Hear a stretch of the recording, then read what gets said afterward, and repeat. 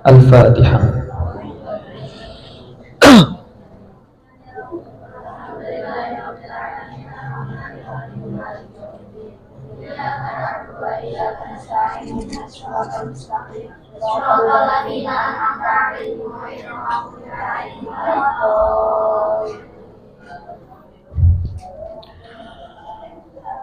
A'udzu billahi minasyaitonir rajim. Bismillahirrahmanirrahim. Qala al-musannif rahimahullah wa nafa'ana bihi wa bi 'ulumihi fid dharain amin. Bismillahirrahmanirrahim. Al-mau'izatu ats-tsaniyatu wal 'ishrun. Ya. Yaqulu Allah Ta'ala ya ibna Adam unzur ila nafsik wa ila jami'i khalqi fa in wajadta a'azza 'alaika min nafsik. Bismillahirrahmanirrahim. Al-mau'izatu utawi iki iku pitutur. Ats-tsaniyatu kang kaping pindho, ats-tsaniyatu wal 'ishruna kang kaping 22. Yaqulu dawu sapa Allah Ta'ala Gusti Allah Ta'ala, ya bani Adam he anak turunan Nabi Adam, unzur ningalo sapa sira ila nafsika maring awak dhewe sira, wa ila jami'i khalqi lan maring sakabehane makhluk ingsun. Fa in wajadta mongko lamun nemu sapa sira a'azza ing barang kang luwih luhur alaika ing atase sira min nafsika tinimbang saking awak sira,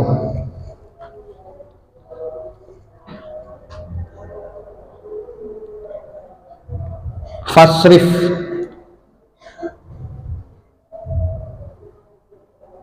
mongko ngengokno sapa sira, arahkan, mengarahkan. Fasrif mongko ngengokno sapa sira karomatahu ing kemuliaane a'azza ilaika maring sira. Wa illa lamun ora fasrif karomatahu ilaika akrim mongko mulyakno sapa sira nafsaka ing awak dhewe sira bitaubati kelawan taubat wal amali lan amal as-sholihi kang bagus. Ing kanat lamun ono apa nafsuka awak sira alaika ing atase sira iku azizatan kang luhur. Wadhkuru ni'matallahi alaikum, wadhkuru lan ilingo sapa sira kabeh ni'matallahi ing nikmate Gusti Allah alaikum ing atase sira kabeh, wa mitsaqahu lan janjine Allah, wathaqakum alladzi wathaqakum kang wis janji sapa Allah ing sira kabeh bihi kelawan mitsaqahu. Idz qultum krana wis ngucap sapa sira kabeh sami'na wa ata'na, ing pengucap sami'na wa ata'na. Sami'na krungu sapa ingsun, wa ata'na lan ngabekti sapa ingsun, taat sapa ingsun. Kita dituntut untuk selalu mengingat terhadap nikmat yang Allah berikan kepada kita, dan kita juga dituntut untuk mengingat janji-janji Allah yang telah Allah janjikan kepada kita, yakni ketika kita berbuat baik maka balasannya adalah ridha Allah, sehingga kita bisa masuk ke dalam surganya Allah. Ketika kita beramal buruk, kita bermaksiat kepada Allah, maka balasannya adalah marahnya Allah Ta'ala, bendune Allah. Ketika Allah marah kepada kita, ketika kita terus bermaksiat kepada Allah, maka otomatis kita akan masuk ke dalam nerakanya Allah Subhanahu wa Ta'ala. Na'udzubillahi min dzalik. Karena memang kita sudah berjanji kepada Allah bahwa kita ini akan nurut kepada Allah, akan mendengarkan semua dawuhnya Allah dan mengikutinya. Wattaqulan taqwa sapa sira kabeh Allah ing Gusti Allah. Bertakwalah kalian semua kepada Allah qabla yaumil qiyamati ing dalam sadurunge dina kiamat. Yaumit taghabuni tegese dinane ketun, yakni yaumil qiyamah, hari kiamat merupakan hari di mana ketika kita ini tidak iman kepada Allah, tidak manut kepada Allah, maka hari tersebut merupakan hari di mana kita penuh dengan penyesalan. Yaumil haqqati tegese dino temurune belai. Dan hari kiamat merupakan hari di mana cobaan-cobaan, keburukan-keburukan semuanya akan turun. Detik demi detik, jam demi jam, hari demi hari. Hari kiamat akan meledak, akan meletus, sehingga semua musibah, semua cobaan, semua perkara yang buruk akan turun, diturunkan oleh Allah Subhanahu wa ta'ala. Yaumin tegese dino kana kang ono opo mikdaruhu kira-kirane yaum, opo mikdaruhu kira-kirane yaum iku khamsina alfasanatin ditambah khamsina, iku khamsina alfasanatin, iku khamsina seket apane alfasanatin ewu taune. Dan hari kiamat itu kalau dikira-kira 50.000 tahun. Yaumun tegese dino la yantikuna kang ora bisa ngomong sapa nas, wala yu'dzanu lan ora den izini sapa lahum maring nas, faya'tadziruna mongko gawe alasan sapa nas. Yaumit tammati tegese dinane temurune belai. Yaumis sayhati tegese dinane tekane sikso, karena memang perkara yang buruk tersebut terus datang di dunia, maka ahli dunia, penduduk dunia semuanya akan merasakan siksaan yang begitu pedih, karena semuanya akan menjadi bencana semuanya akan terjadi, entah itu banjir, tsunami, gunung meletus dan lain sebagainya, hujan dah.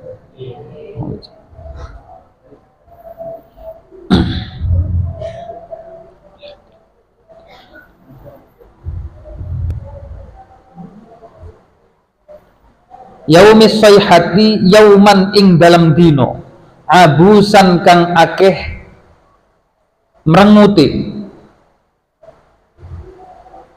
komtoriron kang akeh kangelane. Ya memang ketika hari kiamat kita akan menghadapi kesulitan. Ya semoga kita semua ini tidak mengalami itu semua. Ketika hari kiamat kita semua berada di sisi Allah Subhanahu wa ta'ala. Ketika hari kiamat datang, kita semua berada di sisi baginda Nabi Muhammad SAW bersama dengan orang-orang soleh, orang-orang yang buruk tingkah lakunya akan kesulitan menghadapi hari kiamat.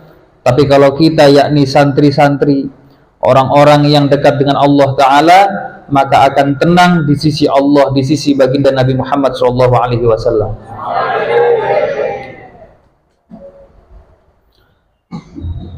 Yauma la tamliku ing dalem dinane ora miliki apa nafsun awa-awaan siji li nafsin maring nulungi awa-awaan kang weneh, yang di hari dimana kita ini tidak bisa menolong satu sama lain karena tersibukkan dengan kesulitan masing-masing. Boro-boro nolongin orang lain, kita saja kesulitan. Oke lah kalau sekarang di suatu kota terjadi bencana, maka penduduk kota lainnya akan menolong kita. Kalau misalkan di penduduk suatu desa terjadi bencana, kita yang dari desa lain itu bisa nolong, atau pemerintah bisa nolong. Tapi kalau hari kiamat semua di daerah terjadi bencana, semua bencana terjadi di muka bumi ini, kira-kira siapa yang mau nolong kita? Kita nggak akan bisa menolong orang lain karena untuk menolong diri kita sendiri saja kita tidak bisa. Syai'an ing suwiji-wiji wal amru utawi sekabehane perkara yauma idzin ing dalem dinane yauma la tamliku ila akhirih mau iku lillahi kadwe Allah. Karena setiap perkara yang terjadi di hari kiamat itu semuanya murni hanya Allah yang bisa menggerakkan.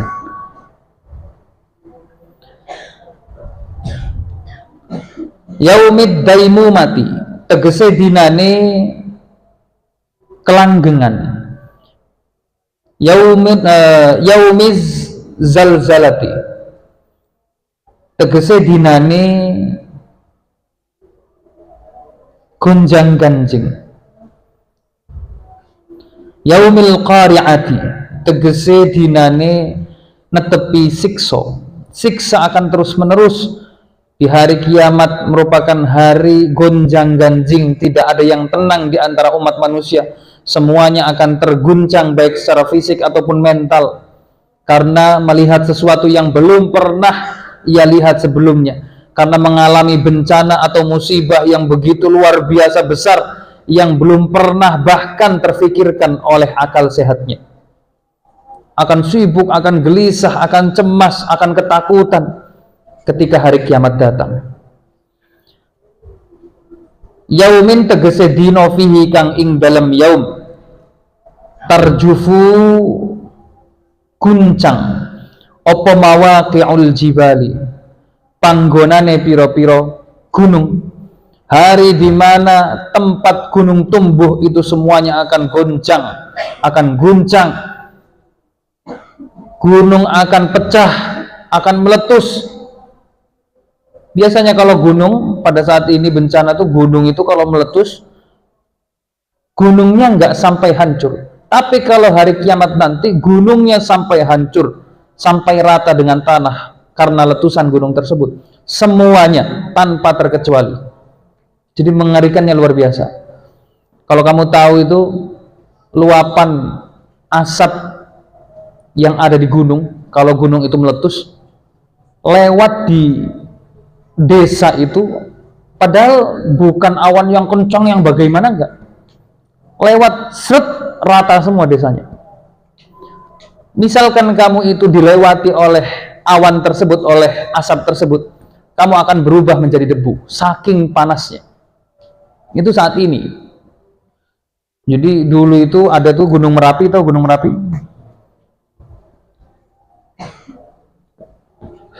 Nah itu pas meletus, erupsi, kemudian apa namanya, apa bahasanya, wedus gembel, tau wedus gembel kamu? Ya, asap-asap yang apa bahasa Indonesianya? Hah? Ya abu vulkanik, tapi enggak. Kalau abu vulkanik kan masih apa ya, gampangannya udah enggak begitu bahaya. Jadi awan yang keluar dari asap yang keluar dari gunungnya itu, kalau nyamber orangnya langsung berubah jadi abu, langsung gosong. Itu sekarang belum ada apa-apanya dibandingkan hari kiamat. Itu satu gunung yang meletus.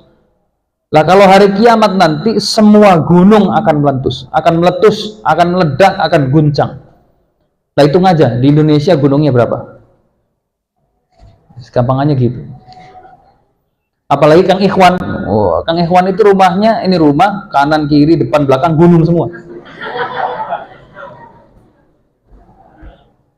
Jadi Kang Ikhwan itu harus semakin giat mengirimkan Fatihah kepada anak turunnya, supaya dihindarkan dari letusan Gunung Sumbing. Kang Ikhwan itu rumahnya di bawah Gunung Sumbing, Gunung Prau, dan Gunung apa maning Bu? Banyak banget kan. Kang Ikhwan itu memang kan rumahnya pegunungan, makanya wajahnya putih ya.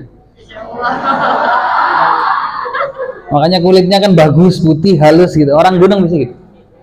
Tapi kadang ada juga orang gunung sing butek ya, aneh banget. Ini orang gunung apa makhluk laut ini? Tahu makhluk laut deh? Blekutak, tahu blekutak? Nah. Ya Jepri golongannya kok. Jepri itu orang gunung itu, jangan salah kamu. Tapi wajahnya kayak orang pesisir. Kalau orang gunung biasanya putih-putih, bersih-bersih, ya mulus-mulus. Nggak tahu ini, Jepri ini kelainan memang. Beda sama yang lainnya memang. Nah itu, semua gunung akan meletus disebabkan karena hari kiamat. Na'udzubillahi min dzalik. Wa hululun nikali lan dino tumekane wektune bangkang. Wa ta'jiluz zawali lan wektune ngege ilang. Yaumis sayhati tegese dinane sikso. Waddaroki lan nyusuli sikso, terus menerus siksa akan datang. Yaumin tegese dino, waddaroki lan nyusuli sikso kang uneh, gitu aja. Dari satu siksa ke siksa yang lainnya tidak ada jeda, terus turun di bumi. Yaumin tegese dino, fihi kang ing dalam yaum tashibu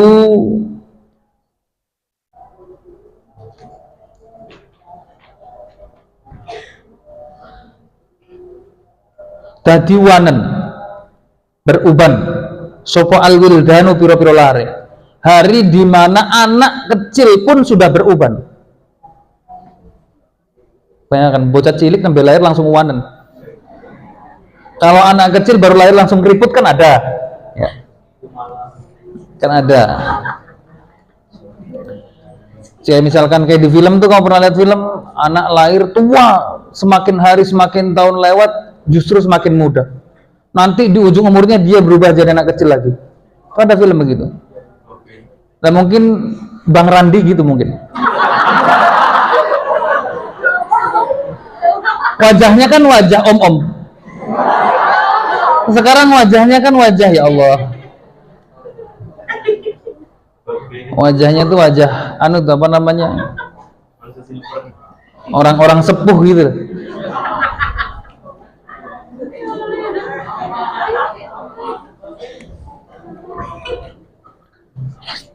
Tapi nanti semakin hari, semakin tahun, semakin dia akan semakin tampan. Jangan salah kamu. Orang-orang itu yang udah tua-tua pengen kembali lagi muda. Kalau Bang Randi nggak usah khawatir, Allah sudah menakdirkan saya semakin umur saya berkurang, maka wajah saya semakin tampan. Ya Ran? Nggih, insyaallah.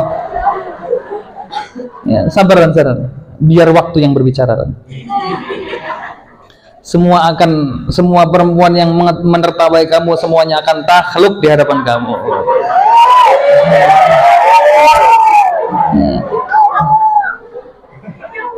Saya itu nggak pernah melihat senyum yang lebih manis daripada senyumnya Randi. Kamu nggak tahu kamu. Saya yang cowok aja kalau senyumin saya langsung sampai malu saya. Daran. Silau.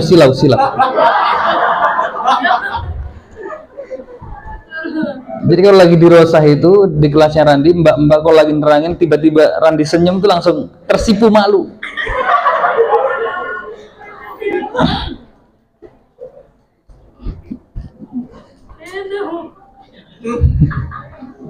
Randi, kipernya NFL ya Randi itu. Ya Allah.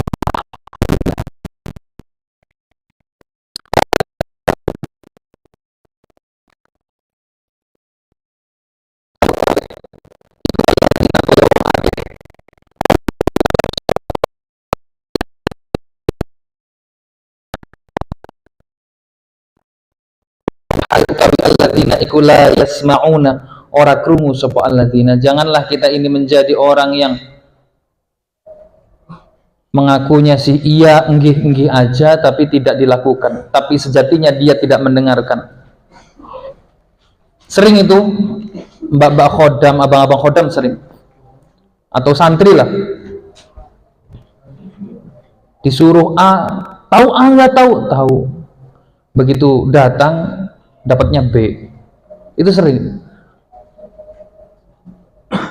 Disuruh beli Hemaviton jreng, dapatnya Fatigon jreng. Ya langka Fatigon jreng sih. Jadi banyak. Disuruh beli pulsa, dapatnya bedak. Itu santri itu. Jadi iya dengar, tapi begitu jalan malah sebetulnya dia tidak mendengarkan. Lah janganlah kita ini menjadi orang-orang tersebut. Kalau disuruh sama guru, sebelum gurunya selesai bicara itu jangan langsung lari kamu. Nanti gurunya baru, Bang Ardi sini, Bang Ardi belikan, langsung lari. Baru belikan loh, udah lari. Nanti sampai warung bingung tadi beli apa ya. Nanti pulang langsung jawab nggak ada, Gus. Emang saya nyuruh apa? Apa ya? Jadi ini sering saya terjadi santri-santri begitu tuh ada. Al-mau'izatu utawi iki iku pitutur asalisatu wal ishruna kang kaping 23 yaqulu dawu sapa Allah taala Gusti Allah taala ya ayyuhalladzina amanu ing dawuh ya ayyuhalladzina amanu ya ayyuhalladzina he eling-eling wong akeh amanu kang padha iman sapa alladzina uzkuru ilingo sapa sira kabeh Allah ing Gusti Allah zikron kelawan eling kafiron kang akeh berzikirlah sebanyak-banyaknya kepada Allah, ingatlah di setiap waktu kepada Allah Subhanahu wa taala. Wasabbihuhu lan tasbih atau nyucikno sapa sira kabeh ing Allah bukrotan ing dalam wayah isuk wa asilan lan ing dalam wayah sore, dan bertasbihlah kepada Allah siang malam pagi sore. Ya Musa bin Imran, he Musa bin Imran, ini Nabi Musa Allah. Ya sahibal bayani, he wong kang duweni papertelan. Ini julukannya Nabi Musa yang disematkan oleh Allah, karena Nabi Musa itu kalau belum jelas ya belum berhenti. Kalau menjelaskan sesuatu itu sampai orang yang ngerti. Jadi Nabi Musa itu kalau menjelaskan sesuatu itu dari 0 hingga 100%. Jadi memang betul maksimal kalau menjelaskan agar tidak ada kesamaran, sehingga akhirnya dijuluki sahibal bayan. Isma krungu sapa sira, ngrungokno sapa sira kalami ing dawuh ingsun. Fa ana mongko utawi ingsun iku Allahu Gusti Allah al-maliku kang ratoni al-maliku dayyanu kang ratoni al-maliku kang ratoni sapa Allah, gitu aja.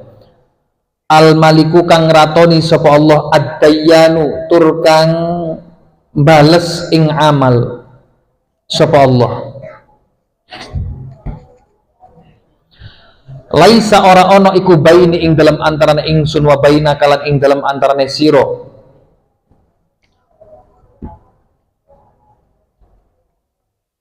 sapa turjumanun juru bahasa. Dengarkan wahai Musa, dengarkanlah ucapkanku wahai Musa, bahwa sungguhnya Allah itu adalah Tuhan yang berkuasa, bahwa sungguhnya Allah adalah zat yang maha membalas amal umat manusia, dan tidak ada di antaraku dan antaramu yakni ahli penterjemah.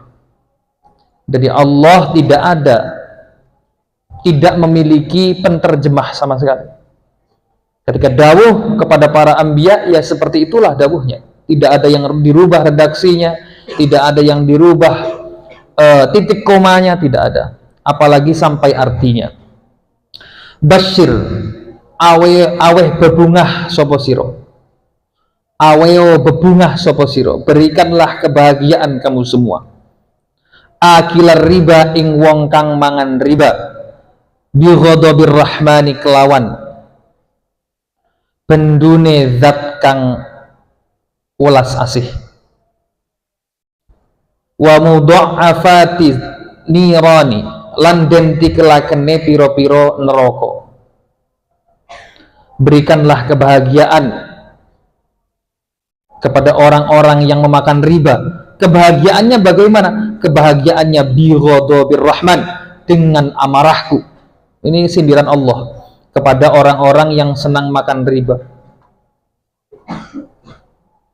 Disindir sama Allah, aku akan marah kepadanya, dan justru akan terus dilipat gandakan masuk ke dalam api neraka. Ini pemakan riba.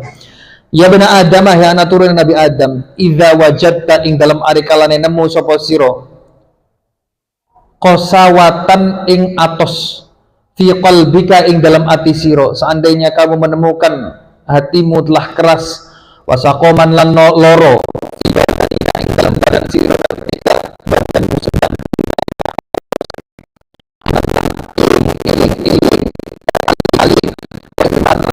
aling-aling penutup kita itu rezeki sira, sampai lesu, tidak enak badannya, rizkinya terhalang-halangi, tertutup, artinya rizkinya itu nol. Wanaqisotan lan sudo, atau kurang, fi malika ing dalam bondo siro. Kalau seandainya kamu juga merasa bahwa hartamu itu semakin hari semakin sedikit, terus berkurang, fa'lam mongko ngerti ya sapa sira bi annaka kelawan sak temene sira iku takallamta guneman sapa sira bima kelawan barang la ya'nika kang ora maedai apa maing sira. Maka ketahuilah bahwa kamu itu sudah terlalu banyak mengucapkan sesuatu yang tidak berfaedah. Ketahuilah bahwa kamu telah banyak melakukan amal-amal, perilaku-perilaku yang tidak memberikan faedah, baik kepada dirimu sendiri ataupun kepada orang lain. Nah, itu semua yang bisa mengeraskan hati kita, yang bisa mengeraskan hati kita, yang bisa membuat badan kita ini seakan-akan lesu, tidak ada semangat hidup, tidak ada semangat untuk beribadah, yang membuat rezeki kita ini alot, yang bisa membuat harta kita ini semakin hari semakin terus merasa kurang, yakni salah satunya terlalu banyak melakukan atau mengucapkan perkara yang tidak ada faedahnya. Iya, karena perlakuan-perlakuan yang tidak ada faedahnya itu bisa membuat harta kita ini berkurang. Salah satu contoh yang tidak ada faedahnya, contohnya apa? Kita memberikan sedekah kepada orang lain, kemudian niatnya bukan lillahi ta'ala, tapi niatnya itu untuk supaya saya mulia di hadapan orang lain, saya ini adalah orang kaya. Maka semakin hari semakin tahun berjalan, kita justru akan semakin miskin, harta kita semakin sedikit karena hartanya tidak barokah. Tapi kalau misalkan sedekahnya itu murni lillahi ta'ala, ikhlas, tidak ada maksud apapun, maka seberapapun kita sedekahnya besarnya luar biasa, maka harta kita tidak akan terasa kurang, terus akan ditambal oleh Allah Ta'ala karena rizkinya semakin lancar. Jadi hati-hati ketika kita ini pengen harta kita awet, rizki kita semakin lancar. Oh, dengan cara sedekah, oh dengan cara menyantuni orang lain yang membutuhkan, maka kita santuni orang lain, kita bersedekah kepada orang lain. Tapi ingat, niatnya harus lillahi ta'ala, jangan karena pengen dicap orang kaya. Atau misalkan kamu Bang Ardi, misalnya Pak Haji Ardi, Pak Haji Ardi misalnya nyumbang masjid 10 juta. Masjid tersebut lagi mengalami sebuah pembangunan. Terus biasanya di masjid itu nggak ada pengumuman orang yang nyumbang, tapi Wak Haji Ardi ini maksa kepada si takmir masjid, nanti pas Jumatan diumumkan ya bahwa saya ini menyumbang 10 juta, sebut namanya Haji Ardi. Harus ada hajinya ini, harus ada hajinya. Haji larang-larang masa boleh disebut. Lah nanti amalnya itu semua hancur, tidak ada bekasnya.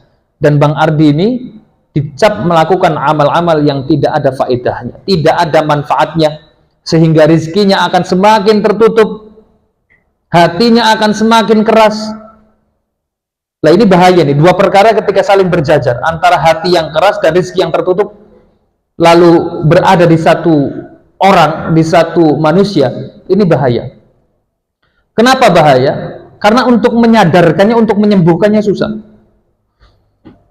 Dia hatinya keras, sehingga ketika rizkinya berkurang, rizkinya tertutup, rizkinya tidak barokah, uangnya tidak barokah, karena hatinya memang keras, akhirnya dia itu sama sekali tidak pernah terbesit di dalam pikirannya bahwa itu semua karena kesalahannya diri sendiri, karena terlalu banyak melakukan perkara-perkara yang tidak memberikan faedah.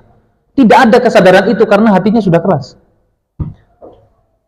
Kalau misalkan Bang Ardi ini merasa, duh saya kok uangnya semakin sedikit, karena kesombongan tadi. Hatinya keras sehingga tidak bisa menyadari, oh ternyata harta saya ini berkurang karena saya ini sering melakukan sesuatu yang tidak bermanfaat. Tidak ada kesadaran itu semua, sehingga nyari hal lain, nyari penyebab lain. Oh karena apa ya? Oh karena mungkin saya ini terlalu banyak pengeluarannya, sehingga sedekahnya dikurangi. Nanti ternyata masih berkurang lagi, oh ternyata kurang sedikit lagi, kurang disedikitin lagi. Yang tadinya 10 juta, kurang 5 juta, kurang lagi 1 juta, akhirnya kurang 500 ribu. Akhirnya tidak sama sekali dia bersedekah kepada siapapun, tapi tetap hartanya tetap berkurang.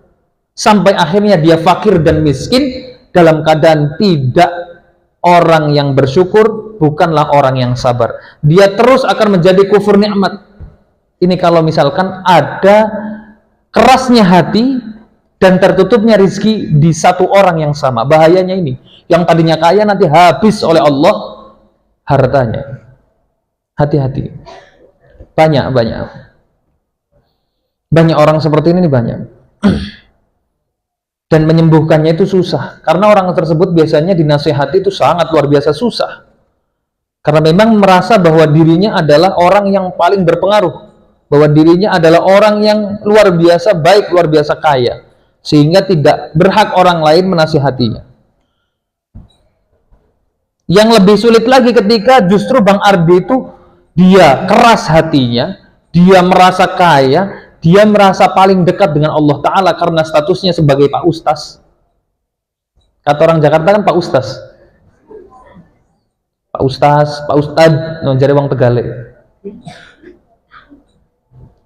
Merasa bahwa dirinya adalah kiai, merasa bahwa dirinya orang kaya, sehingga dinasihati susah. Jangan seperti itu, kamu tahu apa?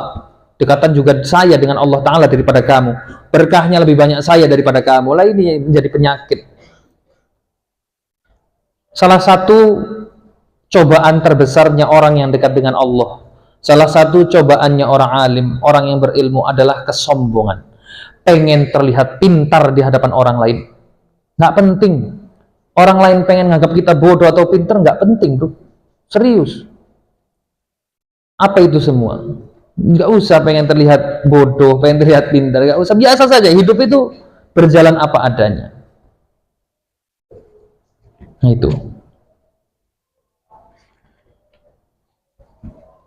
Apalagi sampai pengen terlihat kaya, pengen terlihat bahwa dirinya adalah orang yang dekat dengan Allah. Lah ini akhirnya ibadahnya semua rusak, ilmu yang ia dapatkan semuanya hancur, karena dia pengen terlihat paling alim, dia pengen terlihat paling pintar.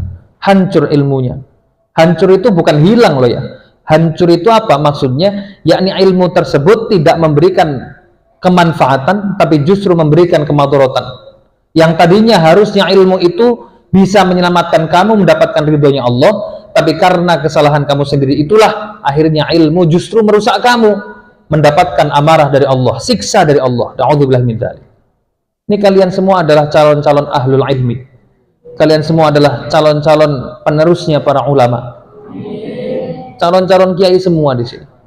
Sehingga harus ingat betul ketika kalian itu sudah jadi ulama, sudah jadi kiai, bahwa penyakit utamanya ulama, penyakit utamanya kiai itu adalah kesombongan. Hati-hati, hati-hati. Sudah, nggak usah haus validasi, nggak usah pengen diakui. Toh juga kalau kita memang luar biasa baik, luar biasa top, dunia akan mengakui kita tanpa kita minta. Sudah, serahkan semuanya kepada Allah.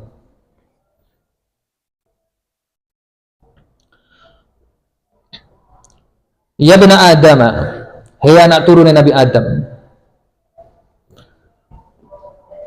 ma yastaqimu ora bisa jejeg apa dinuka agama sira hatta yastaqima hinggo jejeg apa lisanuka lisan sira.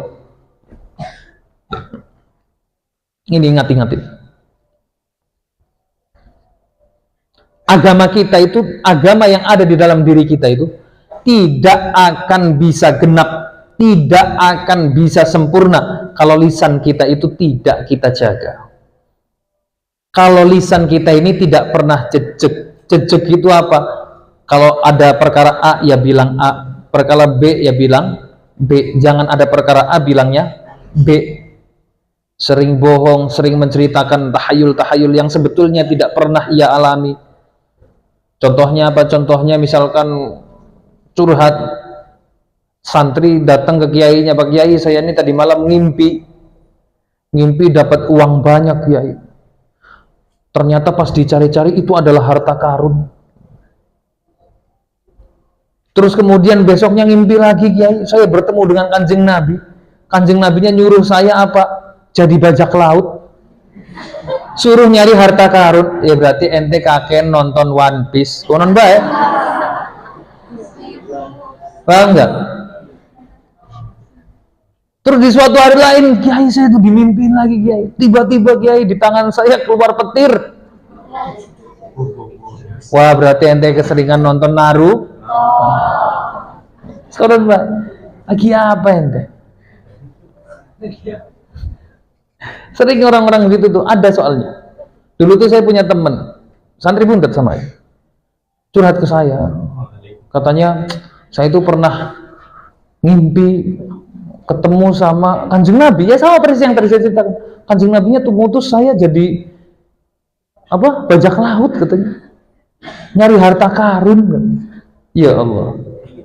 Ya jelas itu, kebanyakan nonton One Piece itu. Nanti lama-lama juga tangannya bisa mulur, kakinya bisa mulur. Ya. Nanti saya tiba-tiba jadi Luffy.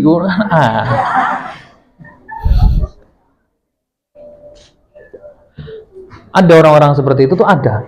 Bukan nggak ada. Karena kebanyakan nonton anime gitu. Paham nggak?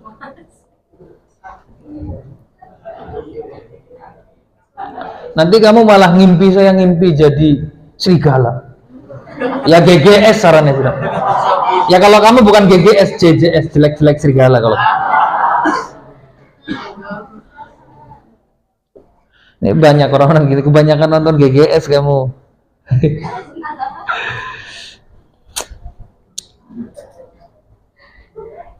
Wala yastaqimu lan ora bisa jejeg apa lisanu kalisan sira hatta tastahyiya hingga isin sapa sira min rabbika saking pangeran sira. Dan lisan kita ini tidak akan bisa jejeg kalau kita ini tidak memiliki rasa malu di sisi Allah Ta'ala. Di hadapan Allah kita nggak punya malu, maka otomatis kita untuk berbohong, untuk mengumpat, untuk menggunjing orang lain, untuk menceritakan sesuatu yang tidak masuk akal berupa kebohongan, itu sangat mudah karena tidak takut oleh ancamannya Allah.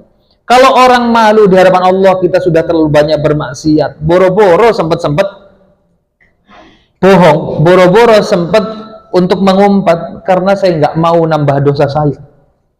Makanya syarat supaya kita bisa menjaga lisan kita, yakni kita harus punya malu dulu di hadapan Allah Subhanahu wa Ta'ala. Ya ibna Adam, ya anak turun Nabi Adam, idza nazarta ing dalam ari kalane ningali sapa sira fi uyubin nasi ing dalam piro-piro cacate manusa. Wa nasita lan lali sapa sira aibaka ing cacat sira. Wa nasita lan lali sapa sira aibaka ing cacat sira. Sering sekali kita ini mencari-cari kesalahan orang lain.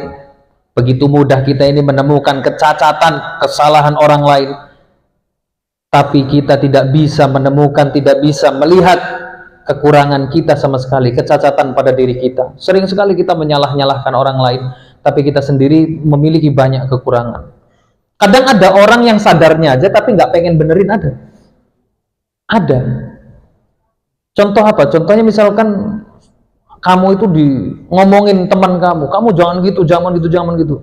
Saya juga ngerasa kok, saya juga banyak kekurangan, makanya saya juga nggak mau kamu seperti itu. Jadi ngerasa, tapi dianya tetap melakukan hal tersebut. Ini banyak orang-orang model seperti ini.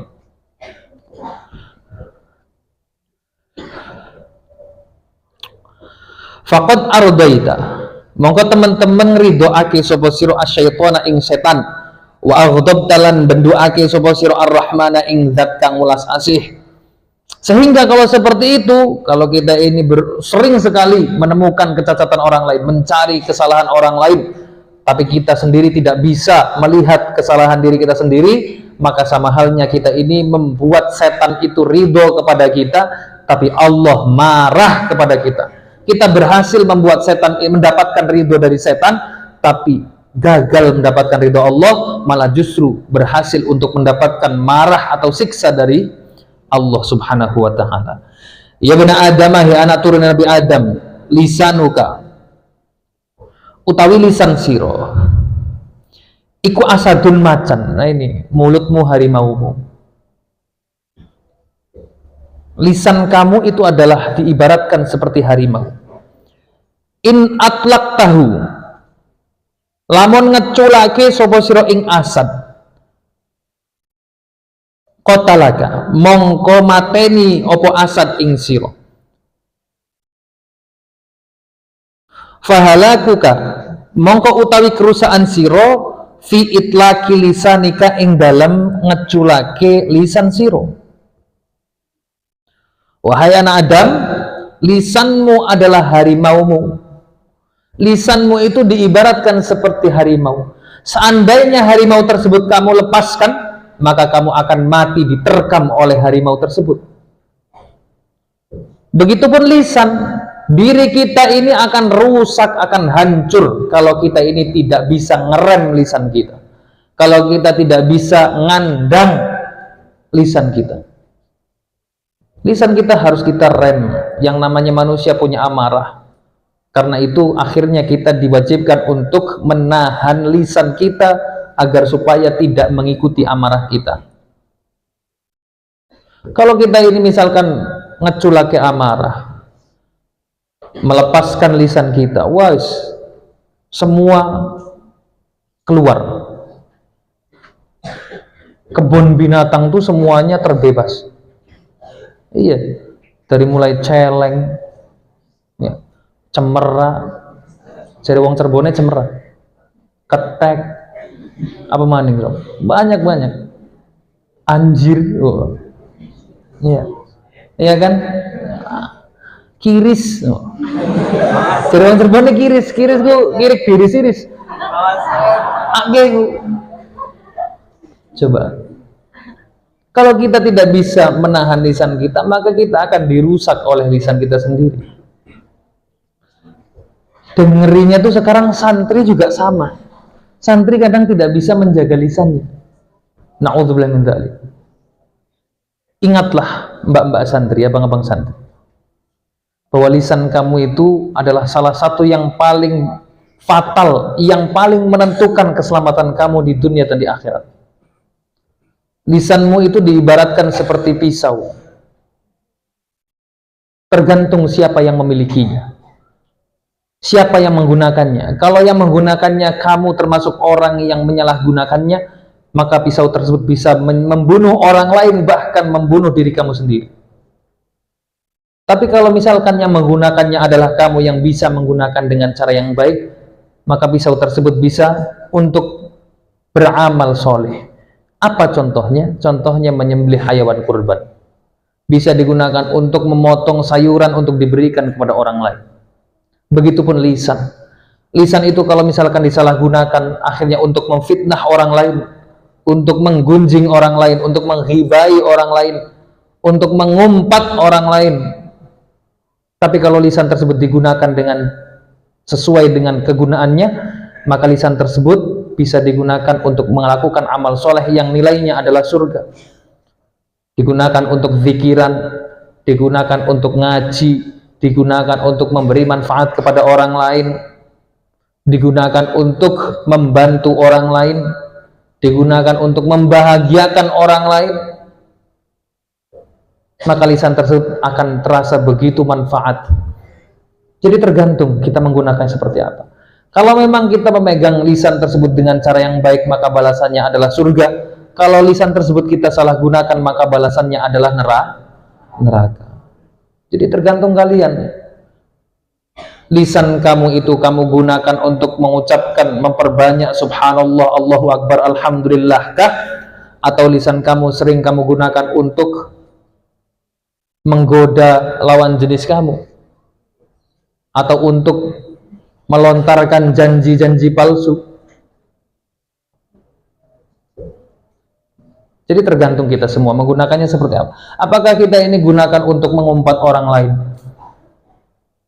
Kalau siap masuk neraka, silahkan gunakan lisan tersebut untuk melakukan sebuah kemaksiatan.